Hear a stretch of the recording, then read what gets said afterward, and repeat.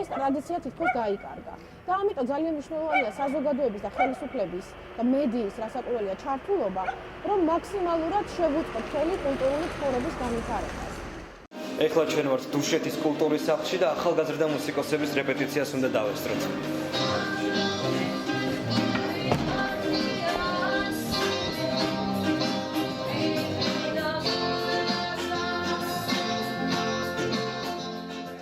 ღონისძიებები ძალიან იშვიათად ტარდება ბორჯომში, ისეთი ღონისძიებები, რომელშიც შეიძლება რომ ახალგაზრდები ჩაერთონ და დრო გაატარონ საინტერესოდ. კულტურულ ცხოვრებაში ჩართო ცოტა რთული საკითხია ბორჯომში, საკმაოდ იშვიათად ტარდება, მაგრამ არის კულტურული ღონისძიებები, რომლებშიც შეგვიძლია ჩავერთოთ. ძირითადად არის ცეკვები, ანუ ანსამბლები. მთელი ბორჯომის ახალგაზრდობა ბავშვები და ჩართული ყველა აბსოლუტურად დაახლოებით 80% მაინც ბავშვების კულტურის სახლში დადასავთ ჩვენთან წრეებში.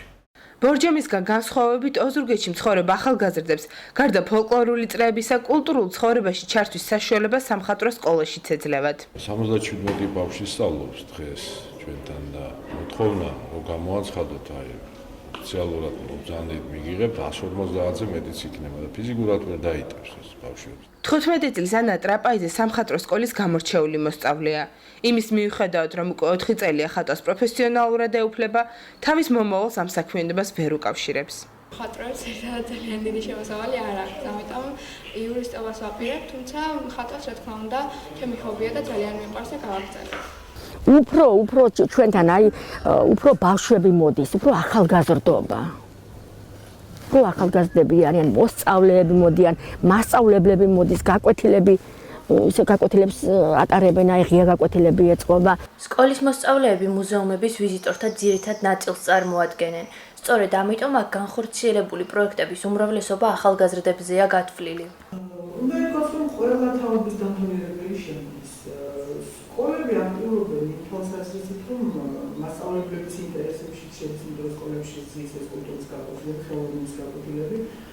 მოყავთ ბავშვები, აქ არის შემთხვევები, რომ აქვე ატარებენ და ჩვენც ვეხმარებით გაკვეთილების ჩატარებას. ძირითადად ჩვენ პროექტები გვაქვს სასკოლო მუშაობა, განისაზღვრება, ღია გაკვეთილების ჩატარებით და თემატიურადაც ვატარებთ ამ გაკვეთილებს. განსხვავებული მდგომარეობაა ახალციხეში. სტატისტიკის ეროვნული სააგენტოს მონაცემებით სამცხე-ჯავახეთში რაბათის ციხის რეაბილიტაციის შემდეგ ტურისტების რაოდენობა გასამმაგდა. არ არსებობს უახლესი სტატისტიკა. ჩვენთვის უცნობია რა ხდებოდა 2014 წელს და მიმდინარე წლის დასაწყისში. შევეცადეთ არსებული მდგომარეობის შესახებ ინფორმაცია ადგილზე მოგვეპოვებინა, თუმცა ადმინისტრაციამ კომენტარის გაკეთებაზე უარი განაცხადა.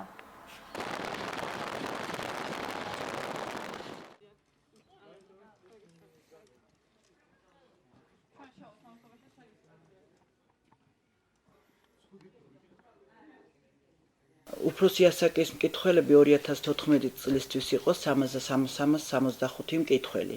ბავშვები კი 250. არსებობს სტერეოტიპები ბიბლიოთეკებისა და ბიბლიოთეკარების შესახებ, თუმცა ჩვენმა ვიზიტებმა ცხადყო, რომ რეგიონალური ბიბლიოთეკები ამ სტერეოტიპებს არ ღვევენ.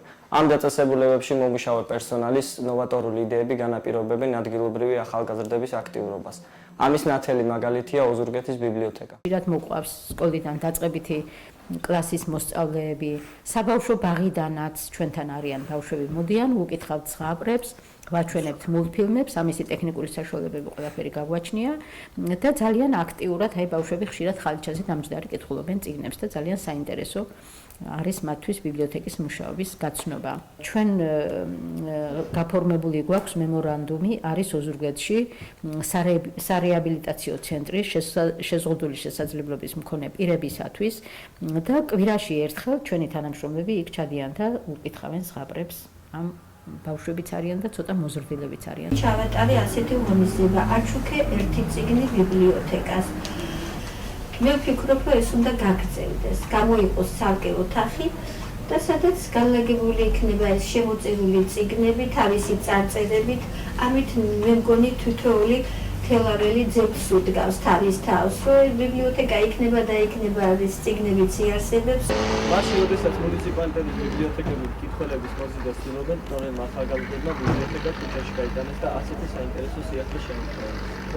მთელი იდეა არის იმაში, რომ ნებისმიერ მოქალაქეს შეუძლია აიღოს ნებისმიერი წიგნი და სანაცვლოდ დატოვოს სხვა მისთვის სასურველი წიგნი და ხდება ესე წიგნების გაცვლა ერთმანეთში. სოფლის და რაიონული ბიბლიოთეკები მე მგონი უნდა მოდერნიზდნენ უკვე მედიათეკებად, ანუ სივრცეც სადაც იქნება კომპიუტერიც, იქნება წიგნიც, რაშიც სხვა უნდა დაეხმარონ, მაგრამ იქნება აქტიურობა და იქნება ბევრი ინიციატივა და ღონისძიება, რაც უკვე მათი გასაკეთებელი, ანუ პრობლემა არის კომპლექსური. ნოვატორული იდეების ნაკლებობას არ განიცდიან ოზურგეთში, სამხატვრო გალერეაში. გურიის გამოჩენილ ხელოვანებს ქალაქის ქუჩებში ვარსკვლავების ნაცვლად პალიტრებს უხსნიან. საინტერესო სიახლეები კი სწორედ ის ერთ-ერთი მიზეზია, რომელიც გურულ დამთვალიერებელს გალერეაში მისვლისაკენ უბიძგებს. გოდები ძალიან დიდი დაინტერესება მინდა გითხრათ, ესე იგი უამრავი ადამიანი მოდის გახსნაზე და კაცი მაინც არის, როცა ხდება ეს პრეზენტაცია გამოფენების. ეს შეიძლება მოეჩვენოს ვიღაცას დაუჯერებლად რაღაც რეგიონში, გალერეაში ასე დაინტერესება, მაგრამ მინდა გითხრათ, რომ საოცარი საზოგადოება ოზურგეთში. აი საოცარი ინტელიგენცია არსებობს აქ, საოცარი, რომელიც ჩავთვალოთ რა ჩვენი ბრეული ამ კუთხით. საკუთრებულობას ძალიან დიდი დაინტერესება აქვს. 13 სახელმწიფო და 30-მდე სახალხო თეატრი რეგიონებში. ეს ის მაჩვენებელია, რომლითაც ალბათ უნდა ვიტრაბახოთ, თუმცა მანამდე სჯობს ვნახოთ რა მდგომარეობაა რეგიონულ თეატრებში. ბიბლიოთეკების, კულტურის სახლების, მუზეუმებისა და სხვა კულტურული დაწესებულებებისგან განსხვავებით, თეატრების პრობლემები გაჭრილი ვაშლივით გავს ერთმანეთს. გადბობა, დასის დაკომპლექტება, ანაზღაურება და მაყურებელი. რეგიონიდან რეგიონში, ქალაქიდან ქალაქში, თეატრიდან თეატრში მოგზაურობისას უკვე წინასწარ ვიცოდით, რას გვიპასუხებდნენ დასმულ კითხვაზე. მთელი გადაღებების პერიოდიდან მახსენდება ერთი სამწუხარო ფაქტი, რომ ყველა რეგიონში თეატრში გარდა თელავის თეატრისა ძალიან სივა. ეს რა თქმა უნდა მაყურებელსაც აფრთხობს და შემოქმედებით პროცესსაც ხელს უშლის. სრული გამყინვარება ოზურგეთის თეატრში. სამ თვე ნახევარია ფარდას ვერ ხსნით სამ თვე ნახევრის განმავლობაში, ეს დეკემბერი, იანვარი, თებერვალი. ჩვენი სირთულე რა არის? გვინდა რომ ვიმუშაოთ ინტენსიურად. გადბობის საკითხი ახლა უკვე გვეხმარებიან. გადაწყდა გვექნება გადბობა. ეს იმას ნიშნავს, რომ ჩვენ ზამთარშიც ვიმუშავებთ დაუბრკოლებლად. ზამთრის პერიოდში შენობაში გადბობის გარეშე ძალიან რთულია მუშაობა თვითონ მსახიობისათვის. რო სცენაზე დგეხარ რო ციოდა კანკალებს და მუშაობა. ძალიან ცუდია განათება. ძალიან ცუდია. ეს დამონტაჟებული იყო 1961 წელს ძველი საბჭოური განათება, რომელიც ვერანაირ კრიტიკას ვერ უძლებს და საჭიროებს აუცილებელ განახლებას. ძირითადად სარეაბილიტაციოა თეატრები, თეატრების დიდი ნაწილი. ის რეაბილიტაცია ნაწილის, რომელიც მოხდა, მხოლოდ გარეგნულად ფასადური რეაბილიტაციაა და შიგნით ჯერ კიდევ ძალიან ბევრი პრობლემა დგას. ინფრასტრუქტურა აქტუალური საკითხია რეგიონულ მუზეუმებშიც. უმეტეს შემთხვევაში შენობები რეაბილიტირებულია, ან უახლოეს მომავალში იგეგმება მათი განახლება. როგორც ხედავთ, სარეაბილიტაციო შენობა არის, პროექტი უკვე გამზადებული აქვს კულტურული მემკვიდრეობის დაცვის ეროვნულ სააგენტოს და პარალელურად მსოფლიო ბანკმა უნდა დააფინანსოს. მსოფლიო ბანკის თანახმად დაფინანსებასთან დაკავშირებით ალბათ ამ წლის ბოლოს ან მომავალი წლის დასაწყისში დაიწყება სარეაბილიტაციო სამუშაოები. ორივე შენობის რეაბილიტაცია დამთავრებულია. მოხდა სრული რეაბილიტაცია საბოლოო სახის და საექსპოზიციო შენობის და ალბათ ეს საექსპოზიციო შენობაში მოეწყობა ექსპოზიცია და უკვე მზად იქნება დასაწყისისთვის, სეზონისთვის და ერთადერთი პრობლემა არის ეზოში ინფრასტრუქტურის მოწყობა. პრობლემა ჯერჯერობით ეს რჩება. თუმცა განსხვავებული მდგომარეობაა დუშეთის მხარეთმცოდნეობის მუზეუმში, რომელიც ავარიული შენობის გამო სრული კოლექციის გამოფენას ვერ ახერხებს. დუშეთის მხარეთმცოდნეობის მუზეუმი არის ავარიულ მდგომარეობაში, 2008 წელს ჩამოინგრა შენობის მარცხენა კედლის კუთხე. რა თქმა უნდა, საშიშროება არის ექსპონატებისთვის, რომ ნალესი პირდაპირ ექსპონატებს ეყრებოდა თავზე და ჩვენ მოვხსენით გამოფენა რამოდენიმე საგამოფენო დარბაზში. ასე რომ თითოეულ ექსპონატს ვომზადებთ ელექტრონულ ვერსიას, პასპორტს და ხდება ამ ექსპონატების ყუთებში ჩალაგება, რომ შემდგომში ან სხვა მუზეუმში გამოსაფენად გამოვიყენოთ, ან ადგილზე მოხდეს ამ შენობის გარემონტება. ასე გამოიყურება კულტურის სახლი ახალციხეში, სადაც 6 სახელოვნებო წრე ფუნქციონირებს. ადგილობრივი ახალგაზრდები აქ სიცოცხლისთვის სახიფათო პირობებში ცდილობენ ჩაერთონ კულტურულ ცხოვრებაში. სამწუხაროდ ნამდვილად ძალიან ცუდ მდგომარეობაშია და საშიში აქ მუშაობაც და საერთოდ სტუდიების და წრეების არსებობაც იმდენად რამდენადაც რამოდენიმე წლის წინ ამ შენობას ჩამოენგრა ნაწილი საბედნიეროდ ეს იყო ხამის საათებში და არანაირი მსხვერპლი არ ყოფილა. არსებობს ქალაქში შენობა, ეს არის ყოფილი სამხედრო ნაწილში არსებული კულტურის სახლის შენობა დარჩენილი. ადგილობრივი მერია თანახმა თუ ეკონომიკის სამინისტრო გადმოგვცემს ამ შენობას და დღესდღეობით ეს შენობა ეკონომიკის სამინისტროს ბალანსია. ქალაქის მერია გაუკეთებს კაპიტალურ რემონტს და ყველაფრით უზრუნველყოფს, რომ იფუნქციონიროს კულტურის სახლი. 80 ლარი. ეს არის ოზურგეთის რაიონის სოფელ იხაურის ახლახან აღდგენილი კულტურის სახლის თვიური ბიუჯეტი, რომლის ერთადერთი თანამშრომელი მისივე დირექტორია. დაფინანსება მუნიციპალიტეტის კულტურის სამსახურიდან ერთი დაფინანსება არის ერთი ღებულობ ხელფასს. ხელფასი რამდენია თქვენ? მიზეთული. ჯამაგი კაცი უნდა იყოს ჯამაგირს, არა? კი, კაცი თქვენი ჯამაგირი რამ ხარ? 80 ლარი.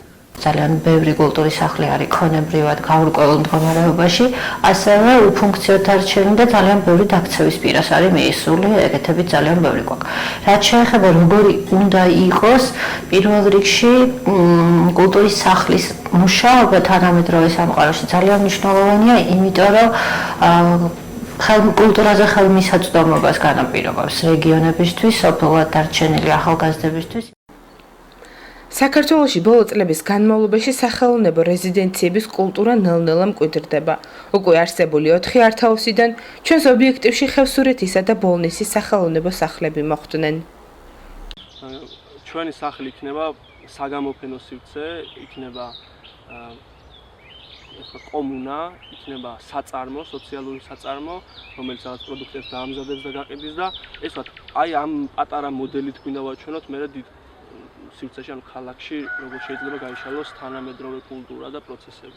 აი ეს არის ის სახლი, სადაც მე გავიზარდე და ახლა დავუთმე, ასე ვთქვათ, რეზიდენციას, იმით რომ ჩამოვიდნენ ადამიანები და რაღაც საინტერესო ნამუშევრები, თავის გამოცდილება ჩამოიტანონ ქალაქში. ეხლა იქნება ქვემოთ სულ სამზარეულო, ანუ როცა პროექტი განვითარდება და ქვემოთ იქნება კაფეც და ეს ბარიც და ზემოთ მარტო საძინებლები. ყველა ხეზე იქნება რაღაცნაირი უცნაური განათება და რკინის გემი გვექნება მალე ეზოში, დეკორატიული ბოთლების განაწყობილი რაღაცა სახლი. ნუ სოციალური საწარმოსთვის რაც სახელოსნოები და მსგავსი სივრცეებია საჭირო, უკვე ვფიქრობთ, რომ გარეთ სხვა სივრცეებში გავიდე. ჩემს სახლთან არის გადაბმული ეს პარკი, ისე რომ პირდაპირ შეგიძლია გამოხვიდე და აქვე ისეთი კარგი საბანაკო სივრცეა, მაგალითად აქ შეგიძლია რაღაც ტრენინგები ჩაატარო, ხო?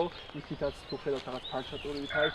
აი ამ აუზშიც კი შეიძლება რაღაც პერფორმანსი მოეწყოს, თქვა თუ ისე ვერ ვიყენებთ როგორც აუზს, მაგრამ მსგავსი ღონისძიებებისთვის და აი აქეთ ეს ამფითეატრი იქნება პროექციებისთვის და ღია ღონისძიებებისთვის, თქვა თეატრალური წარმოდგენები, პიესების კითხვა და ასეთი ღონისძიებებისთვის იდეალური ადგილია და ისე შანსს გვაძლევს, რომ კარგი ღონისძიებები ვაკეთოთ. მამაპაპისეულის სახლი გარდაქმნეს არებულებმა ართაუსად პირაქეთა ხევსურეთში, სოფელ ჩერდელში. ახალგაზრდა ხელოვნების მთავარ მიზანს წლების წინ დაცლილი სოფლის გაცოცხლება წარმოადგენდა.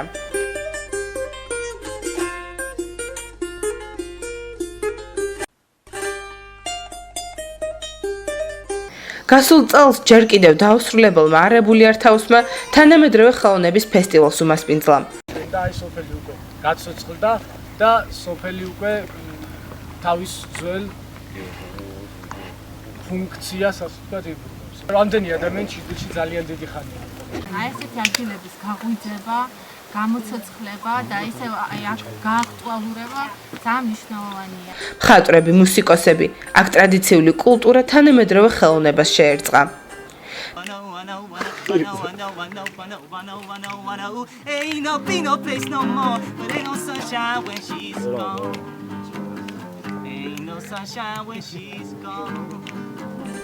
ფესტივალის პარალელურად მონაწილე ხელოვანები ორგანიზატორებთან ერთად არტ-ჰაუსის მაკეტის შექმნასა და მიმდებარე ტერიტორიის კეთილმოწყობაზე მუშაობდნენ.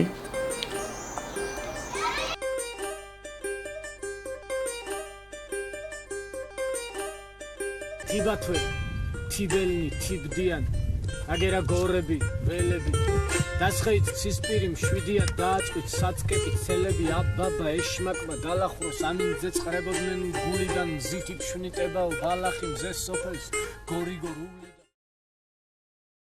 თანამედროვე სამყაროში ძალიან კარგად მუშაობენ ყველგან, როგორც არის არტ-ჰაუსები, ეგრეთ წოდებული სახელოვნებო ცენტრები, სადაც ძალიან კარგი შედეგები არსებობს სხვადასხვა განსაკუთრებით გერმანიაში, საფრანგეთში.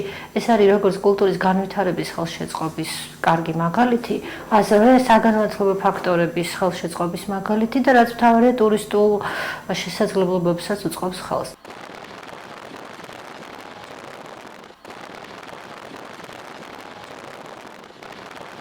რეგიონებში გაცილებით მწვავე დგას მაყურებლის პრობლემის საკითხი, ეს პრობლემა საერთოდ ვიდრე დედაქალაქის თეატრებში. აი, ყველგან არის ახლა მაყურებლის პრობლემა. ხალხი გადაეჩვია თეატრში მოსვლას. აი ეს არის თუდი, განა არ უყვართ. ეკონომიური გასაჭირია ზოგადად და გადასარევი დასწრება არ არის, მაგრამ 30-40 კაცი ყველა სპექტაკლზე არის, რიგით სპექტაკლზე. რეგიონულ თეატრებში დასების დაბერება რომ მიდის, ეს ახალი ამბავი არ არის და ამ პრობლემას თითქმის ყველგან გადავაწყდით. პარადოქსულია, რომ თბილისში ბევრი მსახიობი უმუშევარია, რეგიონებში კი მსახიობები სჭირდებათ. დასი არის მოყაროთავს. დასი რა თქმა უნდა, როცა ამდენი სპექტაკლი გვაქვს, უნდა ჩაითვალოს, რომ არის მოქმედი, მაგრამ ბიუჯეტიდან არ ფინანსდება. ეს არის როცა ვინმე გჭირდება კიდევ გარდა იმ ჩვენი ვინც ვართ, იმ ხალხის გარდა ხელშეკრულებით ვიყავთ კიდევ მსახიობებს, რომლებიც გჭირდება.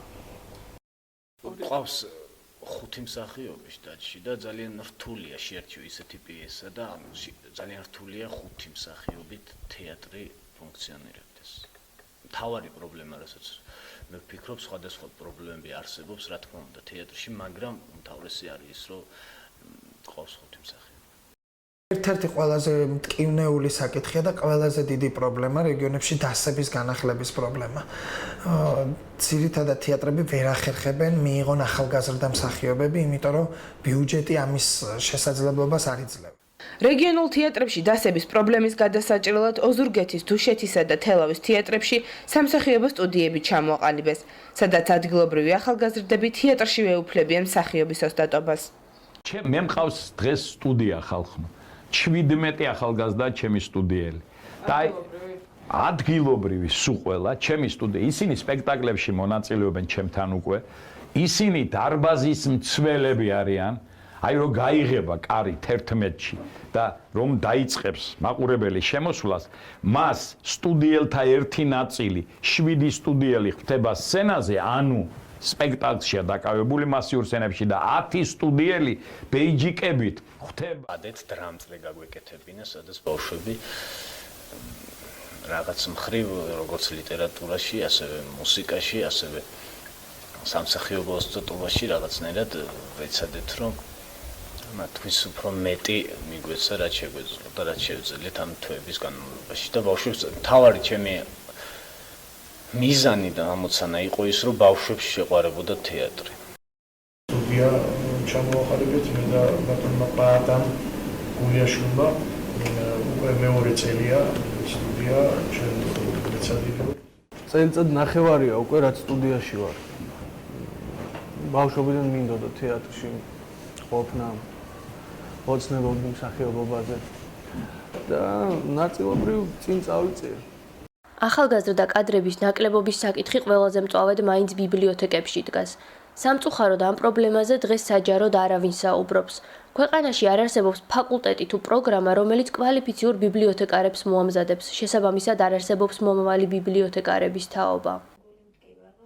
ბიბლიოთეკაცობის ფაკულტეტი რესპუბლიკაში არ არის. და არ ფუნქციონირებს საბიბლიოთეკო კოლეჯი, უკვე აღარ ფუნქციონირებს. კადრების გაზრდის საქმეში დიდი როლი უნდა ითამაშოს ამათ. თვითონ ბიბლიოთეკარების აი სწორედ გამიგეთ დაბალი სტატუსი. რატომღაც ყოველთვის ბიბლიოთეკარი გაიგივებულია, რომ მოწყენილი სახით უნდა იჯდეს, რაღაც შალი შემოხვეული, რაღაც ხანდახან აი გამოჩნდება მკითხველი. აი მართლა ესესი არ არის, მაგრამ რატომღაც ხშირია ხოლმე კითხვა, რომ შემოდის ვინმე ბიბლიოთეკაში. ჩვენი ფაკულტეტი აღარ არსებობს და ის რომ აი მე რომ წავალ და ქალბატონი თამარი და ჩვენი თაობა რო წავა ბიბლიოთეკიდან, ბიბლიოთეკაში პროფესიონალი ბიბლიოთეკარი კადრი აღარ იქნება სამწუხაროდ.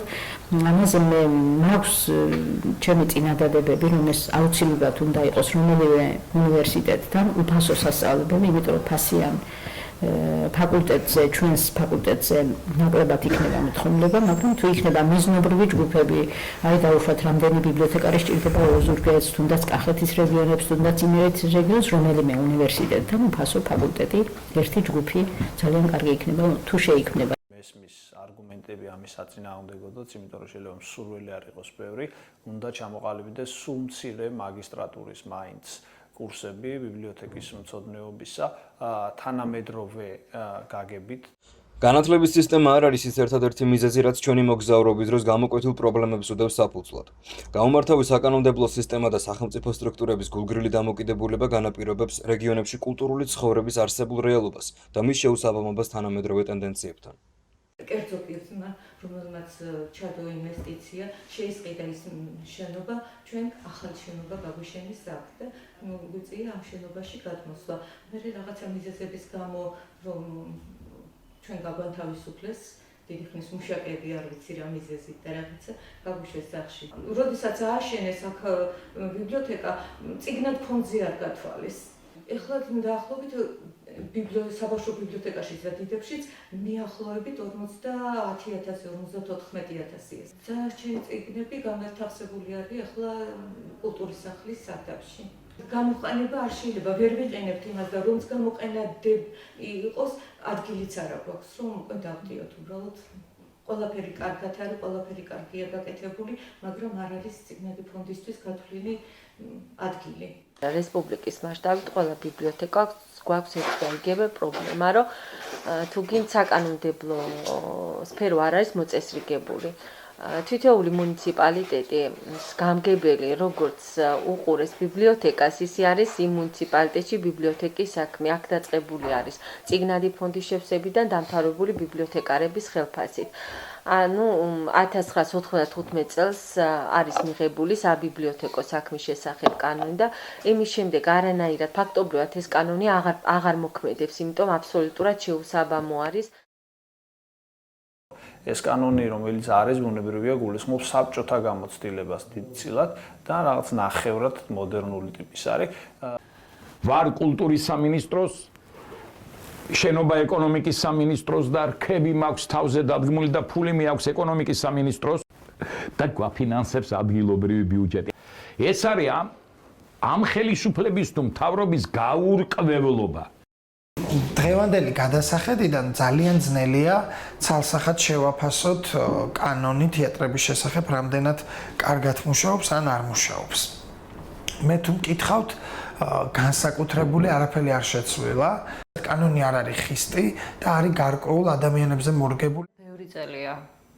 ბოლო 10 წელია მაინც საუბრობთ იმაზე, რომ კულტურის პოლიტიკის დოკუმენტს ვამუშავებთ, გვინდა რომ გქონდეს, მუშაობთ, სხვადასხვა ჯგუფები მუშაობენ და ასე შემდეგ, მაგრამ დღეს რაც ხდება, ისევ და ისევ სამუშაო პროცესია და მე რეალურად პასუხი არ მაქვს, როგორია კულტურის პოლიტიკის დოკუმენტი დღეს, რომელიც ჩვენ უნდა გქონდეს საქართველოში. მე შემიძლია გითხრათ, რომ არა მარტო რეგიონალურ კულტურაში, საერთოდ ქვეყნის კულტურის განვითარებისთვის ყველაზე დიდი პრობლემა განათლებაა. განათლების დეფიციტი და საგანმანათლებლო პროფესიების დეფიციტი, უბრალოდ არა დიპლომირებული სპეციალისტების, არამედ რეალურად კვალიფიციური სპეციალისტების დეფიციტი და რაც ყველაზე ესეთი ძალიან სენტიმენტალურად ჟღერს, ეს არის საქმის სიყვარული. ჩვენმა კვლევამ ცხადყო, რომ რეგიონებში კულტურის განვითარება ერთნაირადაა დამოკიდებული ხელისუფლებისა და საზოგადოების აქტიურობაზე. საბოლოოდ კი ჟურნალისტები, კულტურის მოღვაწეები და ექსპერტები ვთანხმდებით, რომ არანაკლებ მნიშვნელოვანია გიყვარდეს საქმე, რომელსაც ემსახურები.